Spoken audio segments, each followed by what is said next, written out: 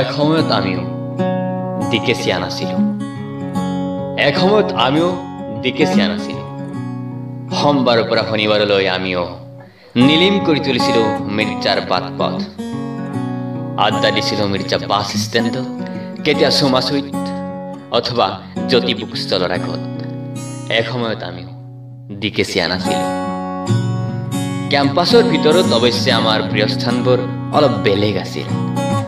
কোনোবাই যদি বৃন্দাবনত আড্ডা দিছিল, আন কোনোবাই আমাৰ চম্পকদাৰ কেণ্টিনত, কোনোবাই যদি বকুল জোপাৰ তলত, আন কোনোবাই ৭ নম্বৰ ৰুমৰ আগত। আমি পিছে আড্ডা দিছিলোঁ চাইকেল ষ্টেণ্ডত আৰু চকু গৈছিল গাৰ্লছ হোষ্টেলৰ গেটত।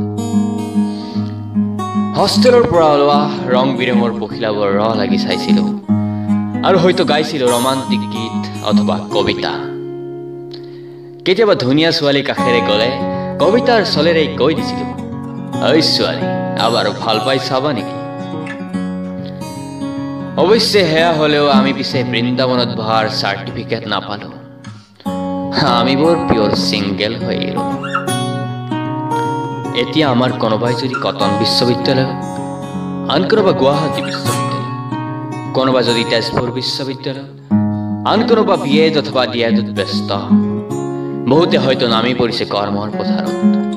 কলেজৰ সেই দিনবোৰ আজি মিঠা স্মৃতি, কিন্তু আমি য'তেই কি নাথাকিলেও দিল সে আজিও দিকে চিয়ান আমাৰ দেহৰ হিৰে হিৰে আজিও জিলিকি আছে দিকে চি।